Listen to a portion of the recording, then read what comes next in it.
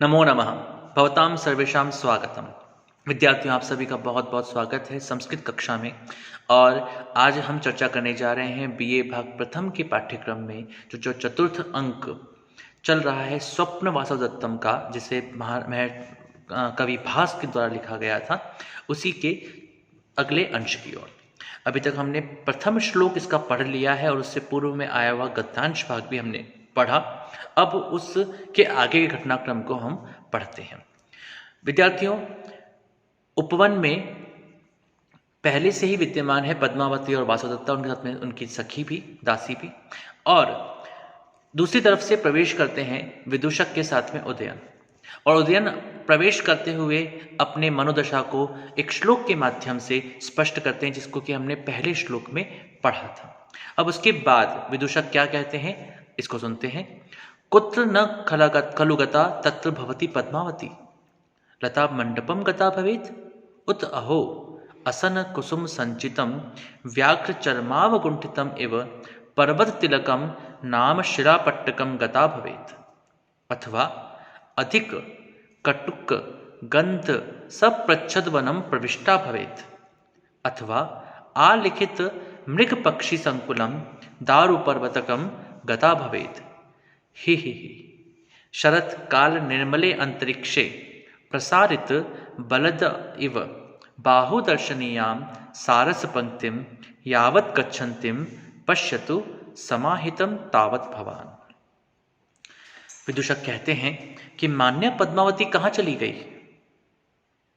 लता मंडपम गता भवेत्, शायद वह लता मंडप में गई होगी, लता कुंज में गई होगी। उत अहो असन कुसुम संचितम व्याघ्र चर्मावगुंठितम इव पर्वत तिलकम नाम शिलापट्टकम गता भवेत्, अथवा असन नाम के वृक्ष के पुष्पों से ढके जाने के कारण बाघ की खाल से मढ़े हुए की तरह दिखाई पड़ने वाले पर्वत तिलक नामक शिलाखंड पर गई होंगी। अथवा आलिखित मृग पक्षी संकुलम दारु पर्वतकम गता भवेत्, अथवा चित्रलिखित पशु पक्षियों से व्याप्त लकड़ी से बनाए हुए कृत्रिम दारु पर्वत पर गई होंगी, अर्थात लकड़ी के बनाए हुए एक विशिष्ट पर्वत पर, जहां पर कि लकड़ी से ही विभिन्न तरह के पशु पक्षियों को उकेरा गया है। तभी उसकी नजर पड़ती है ऊपर की ओर, ऊर्ध्वम अवलोक्य, ऊपर की ओर देख करके वो कहता है, शरत काल निर्मले अंतरिक्षे प्रसारित बलदा इव बाहु दर्शनीयाम सारस पंक्तिम यावत् गच्छन्तीम पश्यतु समाहितम तावत् भवान। वह कहते हैं कि शरद ऋतु के कारण स्वच्छ आकाश में फैलाई गई बलराम की भुजाओं के समान सुंदर और सावधानी पूर्वक जाते हुए आप इन सारस पक्षियों की इस पंक्ति को देखिए, इस पंक्ति पर नजर डालिए, आप उसकी ओर देखिए। इस प्रकार से विदूषक ने जहां पर उदयन के मन में जो भाव वासवदत्ता के प्रति आ रहे थे, उन भावों को दूर करते हुए, उनके मन को मोड़ने का प्रयास करते हुए पद्मावती की ओर बात करी, पद्मावती के कहाँ हो सकती है उसके बारे में बात कही, और उन्हें कहा कि आप इस सारस पंक्ति को देखिए, कितनी सुंदर सारस पंक्ति है जो कि आकाश में उड़ रही है। और जब राजा की नज़र आकाश में पड़ती हुई उस सारस पंक्ति की ओर जाती है, तो वे कहते हैं, वयस्य पश्यामि एनम, हे मित्र, मैं इन सारस पंक्ति को भी देखता हूँ, देख रहा हूँ।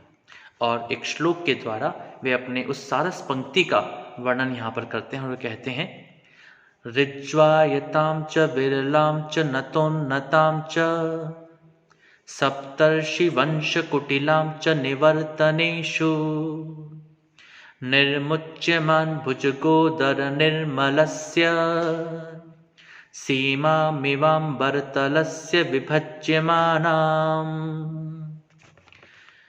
इसका अन्वय इस प्रकार से है, ऋज्वायताम विरलाम नतोन्नताम निवर्तनेषु सप्तर्षि वंश कुटिलाम निर्मुच्यमान भुजगोदर निर्मलस्य अंबरतलस्य विभज्यमानां सीमाम इव एनाम सारस पंक्तिम पश्यामि इति योजनीयम्। ऋज्वायताम ऋजु और आयताम।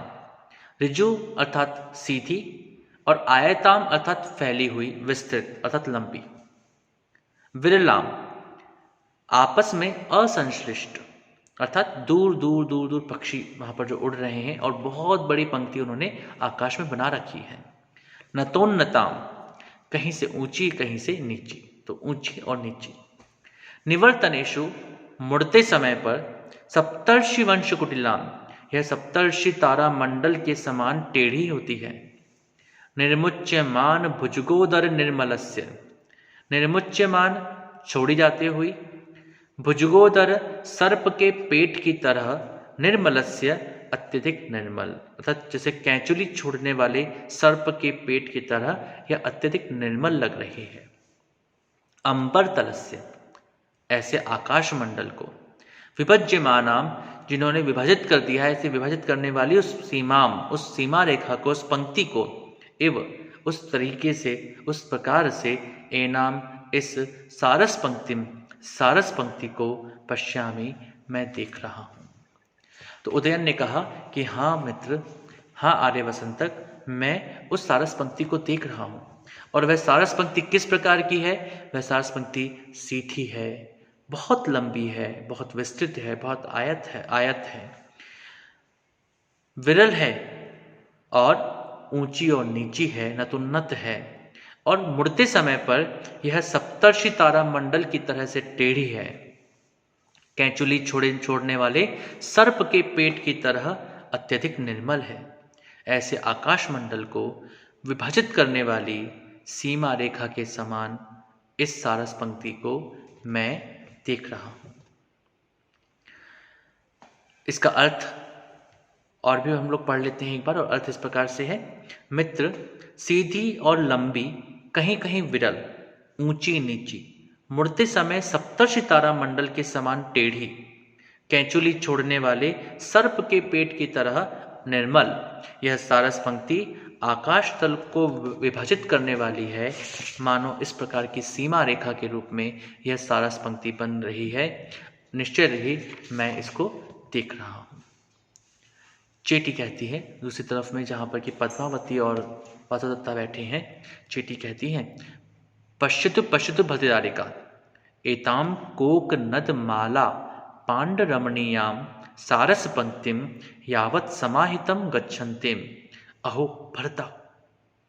और चेटी की नजर भी उस आकाश में उस सारस पंक्ति की ओर पड़ती है और वह कहती है, पश्यतु पश्यतु देखिए देखिए भर्तृदारिका, हे राजकुमारी, एताम कोक नद माला पांड रमणीयाम सारस पंक्तिम, श्वेत कमल की माला की तरह उज्जवल और मनोहर इस सारस पंक्ति को, यावत समाहिताम जो कि बहुत ही निश्चिंतता के साथ में उड़ी जा रही है।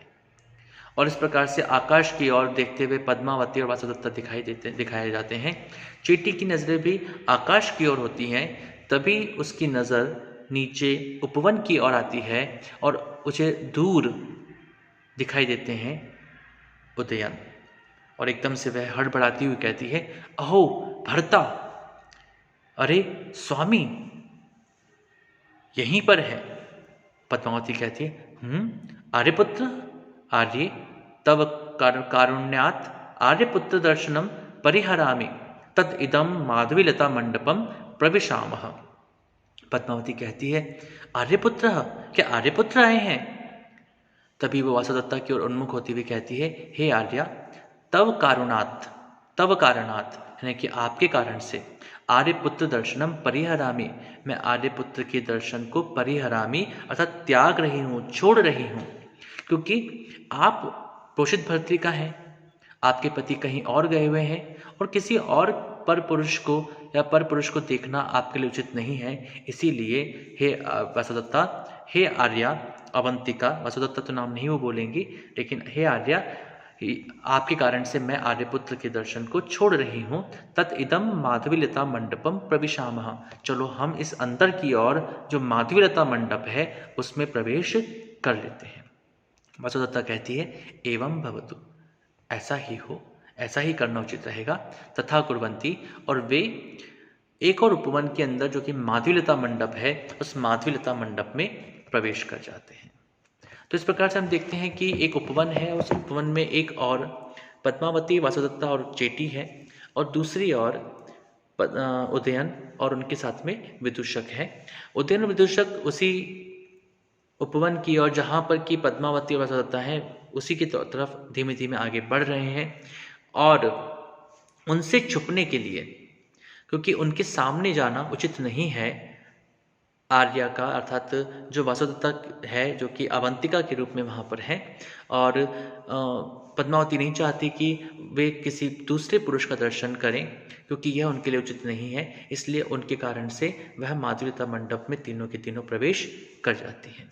तो माधवीलता मंडप के अंदर हैं पद्मावती, वासुदत्ता और चेटी, और दूसरी तरफ बाहर की ओर हैं उदयन और विदूषक। अब इसके आगे के घटनाक्रम को हम अगले पाठ में अध्ययन करेंगे। आप सबका बहुत बहुत धन्यवाद। नमो नमः। शुभम भवतु। पुनर्मिलामः।